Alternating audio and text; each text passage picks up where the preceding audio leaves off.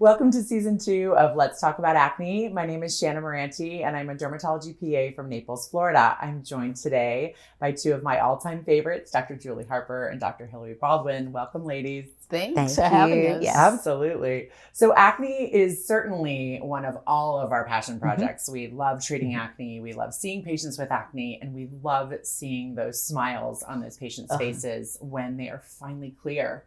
Sometimes we may be even seeing those patients' eyes for the very first time when they're looking up. And certainly in 2024, we had a new product come out to the market that really revolutionized how a lot of us treated acne by simplifying patients' regimens and giving patients the very first ever triple combination therapy for a topical medication for their acne. Now that it's been out a year and we've had a lot of usage of this product in our practices, what are you all seeing? I know that I'm surprised when patients are not clearing. I almost turn the story back around on them and ask, are they actually using it? You know, I think it's one of the few drugs with which I'm not disappointed. You know, we saw the phase 3 data. It looked way too good to be true. Sure. And it wasn't too good to be true. That's right. It lived up to its hype. Highly effective, unparalleled efficacy, and tolerability.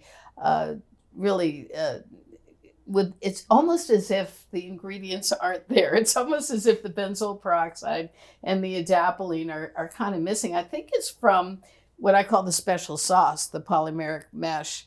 I really think that added something to it by adding, the mesh itself is moisturizing. It reduces transepidermal water loss, and then it evenly distributes the particles. And it's just, it's something special, which has turned 3 ordinary ingredients into a really dynamic drug. So are you insinuating that it may be different than layering those 3 individual generic products separately? I am more than insinuating, yes. And also probably cheaper. I mean, buying 3 separate drugs and uncapping 3 separate medications, not something teenage boys do so well, by the way. Very true. And paying 3 separate copays. Yes. For 3 generic products, which we all know are not always cheap these days. And guys, we did that for so long and we never saw this kind of efficacy. So yes, it's interesting you say that, because I think to have such a powerful drug, maybe we would have expected some amount of irritation. And maybe we see a little bit in this first few weeks, but this has not. We've stepped up in power, and yet I don't think we've stepped up in irritation at all. If anything, I think we've stepped down in irritation. Yeah, good point. And also so fast. I can't get past that part. I had a person recently in clinic, and we registered her for isotretinoin, but in the meantime, I started Cabtrio. Yeah. This is a true story. I just saw her back. And she was remarkably better in just 4 weeks. In my clinic, normally I'm seeing people back at 8 weeks. I don't have the opportunity to see 4 weeks very often. Yeah. But in this case, I did. And we know from the studies, this works quickly. We have real improvement at 4 weeks. I think half of the inflammatory lesions are gone at week 4 in these studies. And that's really unprecedented. So let's take that out a little while, from 4 weeks to 12 weeks to now 6 months. 6 month data. Tell me a little bit about the 6 month data that was just revealed at the AAD. Well, again, I'm so excited about the 4-week data, but we do want to see drugs that continue to work. But the steep part of this improvement is still those first 4 weeks. We get more reduction at week 12, but we now do have 6 months of data. It's in 25 people. It is an open label study, but by the time you get to 6 months, we've now got a 90% reduction of inflammatory lesions. This is still with 1 topical. This is still with just that 1 pump once a day. Script. And then, one script. And then you look at 12 or at 6 months, you look at non-inflammatory lesion count reduction.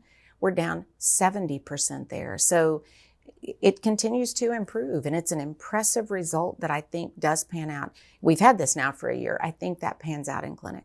I agree. It is exciting though, and you made a great point. It's so important to get that early buy-in from the patient. Yes. It's almost like, itch reduction in atopic Right. dermatitis. Yes. You know, we need that That's right. yesterday. Right. So in the acne world, we want to see clearance. You know, patients want that Yes. flawless complexion, and they want the reduction in their inflammatory lesions to go down very quickly. So I think you're absolutely right. That 4-week data is so powerful. It's so nice to see when it happens. And I think because of that, this is one of the topical drugs that I've had people come into clinic.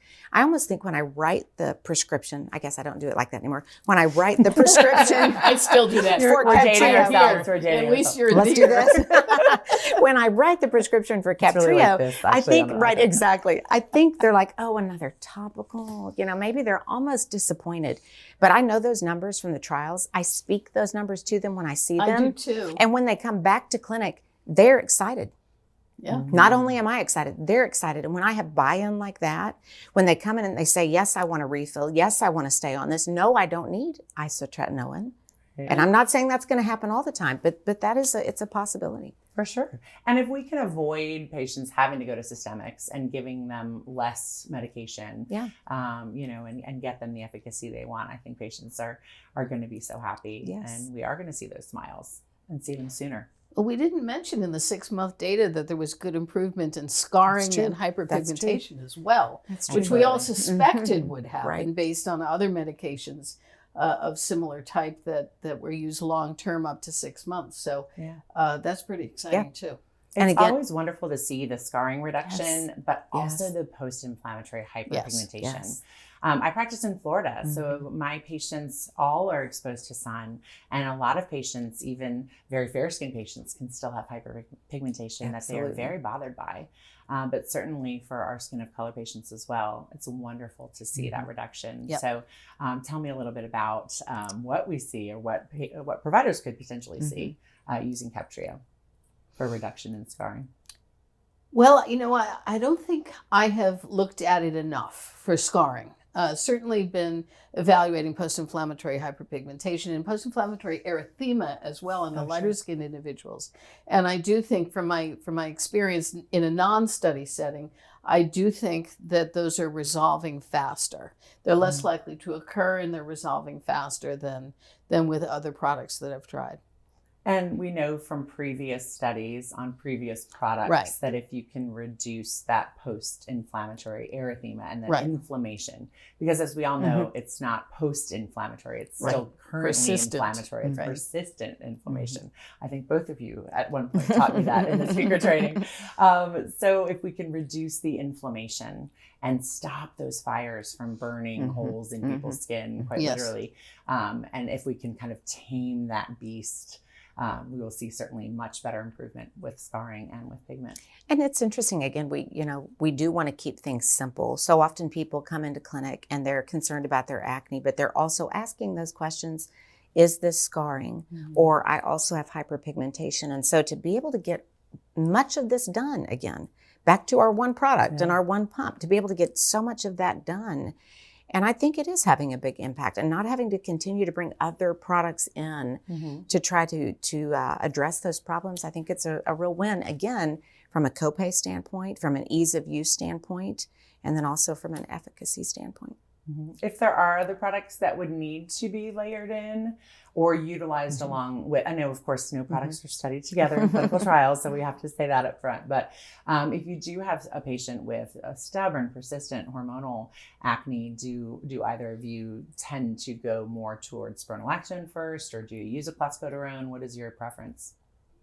Well, you know, if we talk about acne pathophysiology, which we do all the time, and we all recognize that the more of the 4 pillars we hit, the better the patient's going to do, that the average successfully treated patient is on 2.53 different medications. So we have all of that information behind us. So the only thing that Captrio doesn't hit is sebum production. Right. So throwing in something like clascoterone or spironolactone, if it's a female patient, I think makes a ton of sense.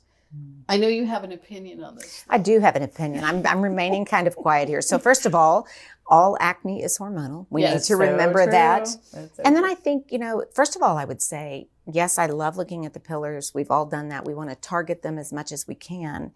But we've got a darn good, efficacious drug that we don't think is hitting all 4 of them.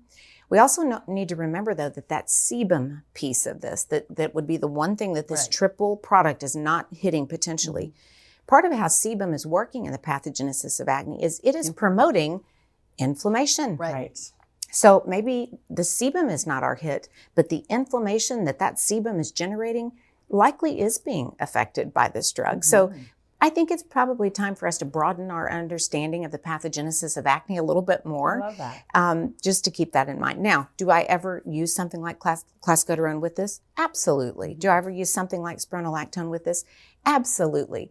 But I still have to say, and I'm going to go ahead and say it, the muscle out of all of those is Captrio. I agree. The muscle out of all of them is Captrio. That's just true. We see it in the data. I see it in clinic. And most of the time it's going to stand alone, but there are times that I will pull in other medications too. Yep. Do you both typically prescribe this for morning use, for nighttime use, or dependent upon the patient's routine? I love being able to say, see drug, use drug. You know, any time of the day you want. The only thing you have to think about is whether or not you want to bleach your pillowcases and your towels. Right. Other than that, any time of day. I usually say nighttime, you know, because I'm assuming that they might also need to use this for truncal acne. Sure. And I think it's just maybe I don't like my pillows and sheets as much as I like some of my clothes. So I prefer it at bedtime. But you do have you've got the opportunity to use it at either. It's You know what Appleton's photostable, so Yeah, you do that's have right. that That's flexibility. right. You know what I do like, and I always ask my daughters to do, which of course they didn't do, because I too have towels, pictures of towels with, Oh, with yes. brown and The ones purple. where people look like they're going to kill you. Yes, exactly, Yes. exactly. I ask them, the second you get home from school, you take off your school clothes. They both wore uniforms, so you take off your uniform. That's when I want you to put on your benzoyl peroxide. Let it sit on your skin. I mean, or product that contains benzoyl peroxide is what I meant to say. And then it sits on your skin for 2 or 3 hours while you do your homework, while you eat dinner. And then in the evening, when you're going to wash your face or take your shower anyway, you can wash the whole kit and caboodle off, and then your pillowcases won't bleach. So I asked them to do that. They didn't. How did that go for you? Not all that well. Not all that well. But I still think it's a great idea. But the flexibility of dosing is very nice. And it's Yeah, nice it to be is. able to say, you can use this when it works. Right. You know, we just have to be a little careful. I think, like we alluded to in our first episode, was just about layering of products, layering of ingredients. Sometimes benzoyl peroxide can break down Absolutely. their favorite vitamin C serum, and then they're not getting the benefit from that. So, of course, we need to advise patients that the prescription medications are often not studied along with their favorite skincare products. So we do not know how those are going to play on That's the right. playground. So, but I think, advising on moisturization, making sure we're letting them know that the product, any retinoid, can be irritating. So it's important to incorporate moisturization and sun protection. of Absolutely. course. Sun Yes. protection. Absolutely. Of course. All right. Well, thank you so much for tuning in to another episode of Let's Talk About Acne. See you soon.